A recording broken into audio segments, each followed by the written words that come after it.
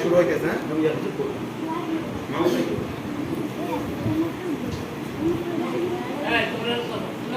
আসসালামু আলাইকুম ওয়া রাহমাতুল্লাহি ওয়া বারাকাতুহু। আমন্ত্রণ শিক্ষার মালা। আজকের বিষয় হলো অতীতকালে এক মুসলমান ভাইয়ের প্রতি অপর মুসলমান ভাইয়ের হক সমূহ। আমার সবার প্রিয় শিক্ষক বন্ধুগণ, উপস্থিত আমরা সকলেই মুসলমান এবং সকলেই হতে হচ্ছে একজন দ্বীন ইসলামের ধারক বাহক। কিন্তু দুঃখের বিষয় হলো যথেষ্ট চেষ্টা করার পর আমরা যখন দ্বীন ইসলাম হাসিল করে বাস্তব সমাজের সামনে আসি, তখন দেখা যায় আমরা শরীরের অনেক বিষয় প্র্যাকটিক্যালি অজানা। এর একমাত্র কারণ আছে বাস্তবমুখী প্র্যাকটিস না থাকা। তাই শিক্ষার মহাজন আজকে আয়োজন করতে যাচ্ছে এক বিশেষ অনুষ্ঠান। আজকের এই অনুষ্ঠানে সঞ্চালক হিসেবে উপস্থিত রয়েছি আমি মোহাম্মদ গাইস এবং আমার সাথে উপস্থিত রয়েছে আমাদের দুই বিশেষ অতিথি।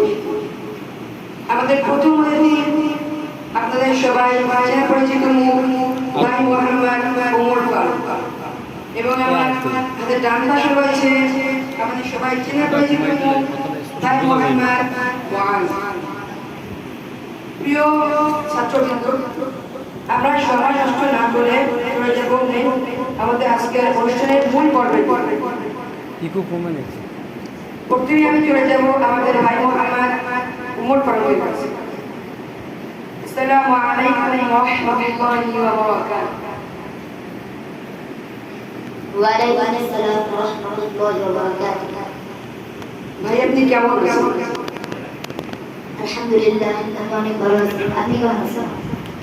আলহামদুলিল্লাহ, আপনার অশেষ রহমতে আমি অনেক ভালো আছি। ভাই ওমর, শরীয়ত আমাদেরকে জন্ম থেকে নিয়ে মৃত্যু পর্যন্ত সমস্ত কাজকর্মের সঠিক শিক্ষা দিয়েছে। তাই আমার সমস্ত দর্শকবৃন্দ এবং আমি সবার পক্ষ থেকে আপনাদের জানতে চাইব এক মুসলমান ভাইয়ের প্রতি অপর মুসলমানের হক সমূহ।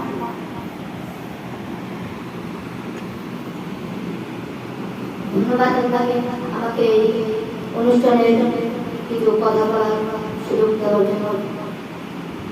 আপনি এবং আপনার দর্শকবৃন্দ আমাদের কাছে যে জিনিসটা জানতে চেয়েছেন যে এক মুসলমান আর মুসলমানের প্রতি কয়টি হক আছে। আমরা যদি এই বিষয়ে যদি কোরআন হাদিস সম্পর্কে যদি কিছু জানতে চাই, তাহলে আমরা এটার কাছে সাল্লাল্লাহু আলাইহি ওয়াসাল্লাম অনেক সুন্দর একটা হাদিস পাই।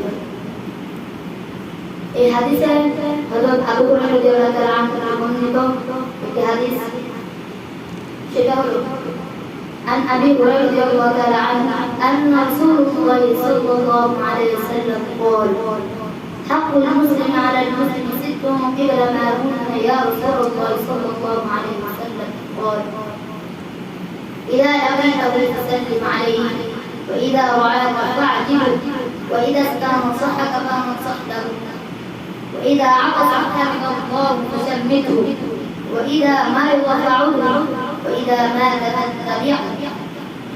আমি যে হাদিসটি বলেছি এই হাদিসের আলোকে আল্লাহ রাসূল সাল্লাল্লাহু আলাইহি ওয়াসাল্লাম আমাদেরকে অনেক সুন্দর একটি অর্থ বলেছেন।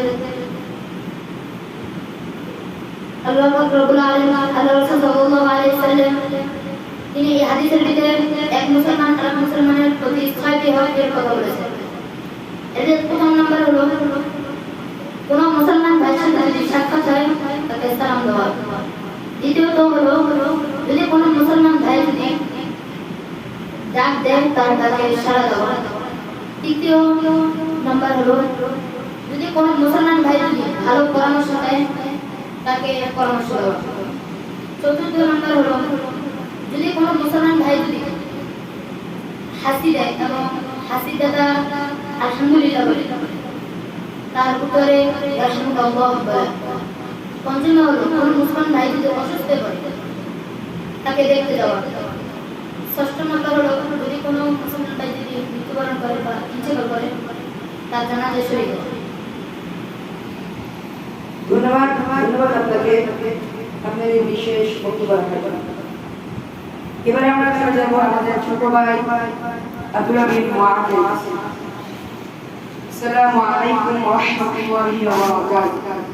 ওয়া আলাইকুম আসসালাম ওয়া রাহমাতুল্লাহি ওয়া বারাকাতুহু। ভাই মুআদ, আপনি কেমন আছেন? আলহামদুলিল্লাহ, আল্লাহর রহমতে আমাদের আপনি ভালো আছেন। ভাই মুআদ, আপনার কাছে দুইটি বিষয় জানতে চাই। প্রথমত, যদি কোনো মুসলমান ভাই অসুস্থ হয়ে পড়ে, সেই খবর শোনার মাত্রই অপর মুসলমানের তার নিকট কোন দোয়া করবা? দ্বিতীয়, যদি কোনো মুসলমান ভাই মুমূর্ষু হয়ে পড়ে, তাহলে তার আশেপাশে থাকা মুসলমান করে তার প্রতি কি কর্তব্য রয়েছে?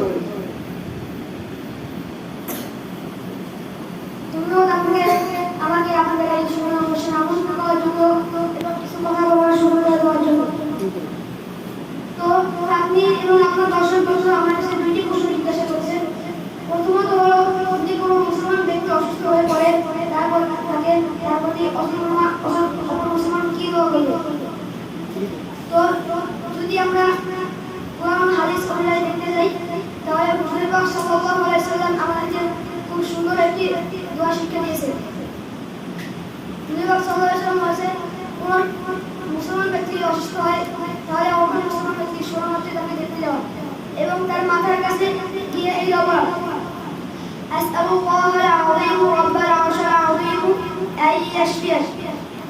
এই দোয়া একজন ব্যক্তি সাতবার করবে এবং উপস্থিত অন্য সব ব্যক্তি তার সাথে আমিন বলবে এবং তারপরে একবার অষ্টমবার এই দোয়া করবে, লা বা'সা কুহুরান ইল্লা আন ইয়াশফিয়াক।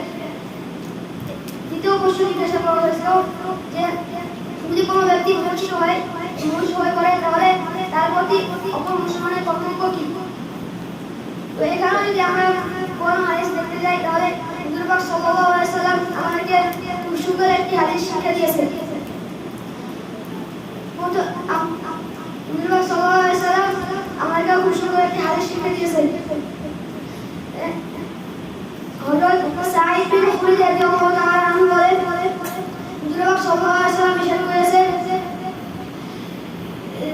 লাকিনু মাওলাহু লা ইলাহা ইল্লাল্লাহ। অর্থাৎ কোনো ব্যক্তি যদি মুমূর্ষু হয়ে পড়ে, তাহলে কালিমা তাকবীর দেওয়া এবং মুমূর্ষু সবাই কালিমা তাকবীর দেওয়া যেন মুমূর্ষু ব্যক্তি তা শুনে পড়তে পারে, তবে বাধ্য কিংবা অতিরিক্ত বেশি জোরাজুরি করা যাবে না। কিন্তু অপর একটি হাদিসে বলেছে,